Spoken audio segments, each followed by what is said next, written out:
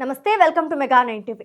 ప్రపంచ పట్టంలో middle east ఎప్పుడు ఏదో ఒక యుద్ధ వాతావరణంతో రగులుతున్న ప్రాంతం. ఈ ప్రాంత రాజకీయాలను, యుద్ధాలను, శాంతిని తన కనుసన్నల్లో శాసించిన అతి కొద్ది మంది వ్యక్తులు Iran supreme leader Ayatollah Ali Khamenei ఒకరు. దశాబ్దాలుగా అగ్రరాజ్యం అమెరికాకు నిద్ర లేకుండా చేసిన ఈ నాయకుడు ఇక లేడు. అమెరికా, ఇజ్రాయెల్ సంయుక్తంగా చేసిన భారీ వైమానిక దాడుల్లో ఆయన మరణించాడు. ఒక సామాన్య మత గురువుగా జీవితం ప్రారంభించిన ఆయన ఇరాన్ దేశానికి తిరుగులేని సుప్రీం లీడర్గా ఎలా మారాడు? ఆయన తీసుకునే నిర్ణయాలు ప్రపంచాన్ని ఎలా ప్రభావితం చేశాయి? ఆయన మరణం ఎందుకు ఇంత సంచలనం సృష్టిస్తోంది? ఖమేనీ మరణంతో మిడిల్ ఈస్ట్ లో ఎలాంటి పరిస్థితులు తలెత్తబోతున్నాయి?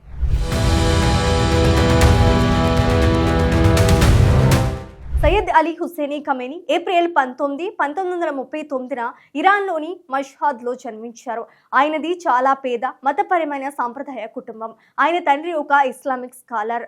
చిన్నప్పటి నుంచే ఖమేనీకి ఇస్లామిక్ చట్టాలు, మతం పట్ల ఆసక్తి పెరిగింది. ఉన్నత విద్య కోసం ఇరాన్లోని కుమ్కు వెళ్లారు. అక్కడే ఆయన జీవితాన్ని మలుపు తిప్పే ఒక వ్యక్తి పరిచయం అయ్యాడు. ఆ వ్యక్తే రుహుల్లా ఖొమేనీ. ఖొమేనీ దగ్గర విద్యార్థిగా చేరిన అలీ ఖమేనీ ఆయన భావజాలానికి, విప్లవ ఆలోచనలకు తీవ్రంగా ప్రభావితం అయ్యాడు.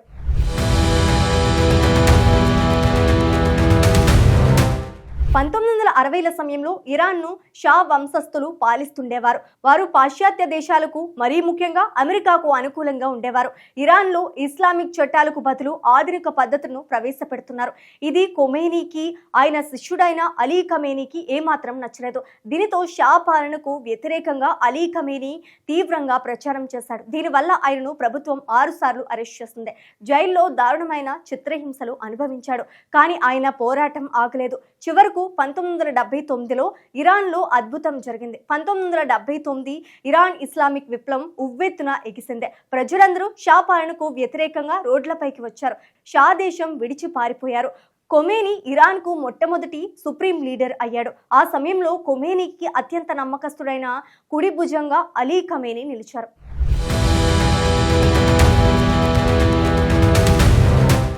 ఇస్లామిక్ విప్లవం తర్వాత అలీ ఖమేనీ ఇరాన్ రాజకీయాల్లో వేగంగా ఎదిగాడు. డిప్యూటీ డిఫెన్స్ మినిస్టర్గా టెహ్రాన్కు ఫ్రైడ్ ప్రేయర్ లీడర్గా పనిచేశాడు. అయితే జూన్ 27, 1981న ఆయన జీవితంలో ఒక ఘోరమైన సంఘటన జరిగింది. ఆయన ఒక మసీదులో ప్రసంగిస్తుండగా ఆయన ముందున్న టేప్ రికార్డర్లో అమర్చిన బాంబు పేలింది. ఈ దాడిలో ఖమేనీ తీవ్రంగా గాయపడ్డాడు. చావు అంచుల దాకా వెళ్లాడు. డాక్టర్లు అతి కష్టం మీద ఆయన ప్రాణాలు కాపాడారు. కానీ ఆయన కుడి చేయి శాశ్వతంగా పక్షపాతానికి గురైంది. అందుకే ఆయన ఎడమ చేత్తోనే మైక్ పట్టుకోవడం, రాయడం చేస్తుంటాడు. ఈ దాడి ఆయనపై ప్రజల్లో విపరీతమైన సానుభూతిని పెంచింది.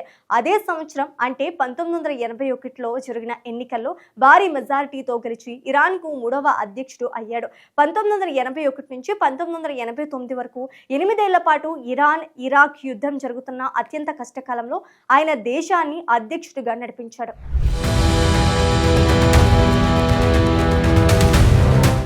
1989లో ఇరాన్ సుప్రీం లీడర్ ఖొమేనీ మరణించారు. అప్పుడు ఇరాన్ను ఎవరు నడిపిస్తారు అనే అతిపెద్ద ప్రశ్న తలెత్తింది.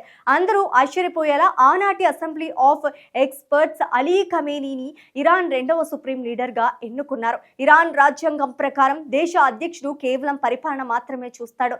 కానీ మిలిటరీ, జ్యుడిషియరీ, విదేశీ విధానం, మీడియా, ఇలా దేశం మొత్తానికి బాస్ ఒకే ఒక్కరు, అదే సుప్రీం లీడర్. అలా జూన్ 1989లో అలీ ఖమేనీ ఇరాన్ దేశానికి తిరుగులేని పాలకుడిగా మారాడు.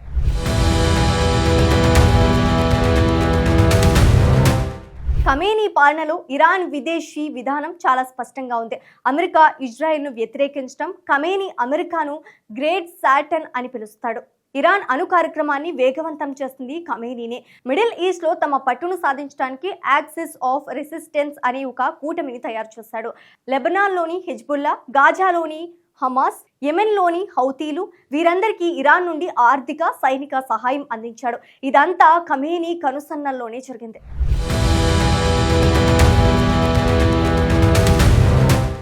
కేవలం విదేశీ రాజకీయాలే కాదు, స్వదేశంలో కూడా ఆయన కఠినమైన ఇస్లామిక్ చట్టాలను అమలు చేశాడు. ముఖ్యంగా మహిళల హిజాబ్ విషయంలో ఎన్నో నిబంధనలు పెట్టాడు. 2009 ఎన్నికల సమయంలో జరిగిన నిరసనలను 2022లో మహసా అమ్నీ మరణం తర్వాత దేశవ్యాప్తంగా చెలరేగిన హిజాబ్ వ్యతిరేక ఆందోళనను ఖమేనీ ప్రభుత్వం ఉక్కుపాదంతో అణిచివేస్తుంది. ఆయన తన విధానాల పట్ల రాజీ పడే ప్రసక్తి లేదని చాలాసార్లు తేల్చి చెప్పాడు.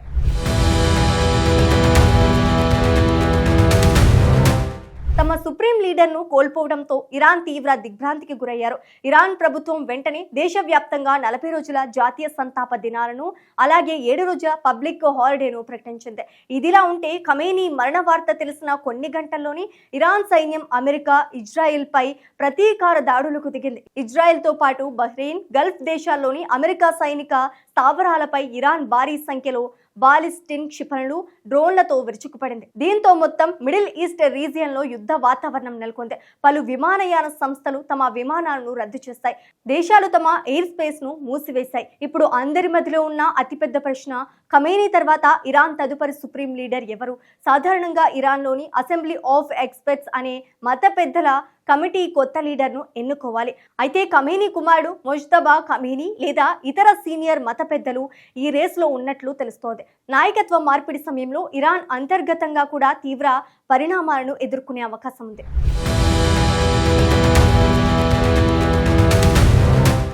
ఒక సాధారణ విద్యార్థి స్థాయి నుండి ప్రపంచాన్ని ప్రభావితం చేయగల స్థాయికి ఎదిగిన అలీ ఖమేనీ శకం ముగిసిపోయింది. ఆయన కొందరికి గొప్ప ఆధ్యాత్మిక నాయకుడు, విప్లవ వీరుడు కావచ్చు, కానీ మరికొందరికి మాత్రం నియంత, ప్రాథమిక హక్కులను కాలరాస్తున్న పాలకుడు.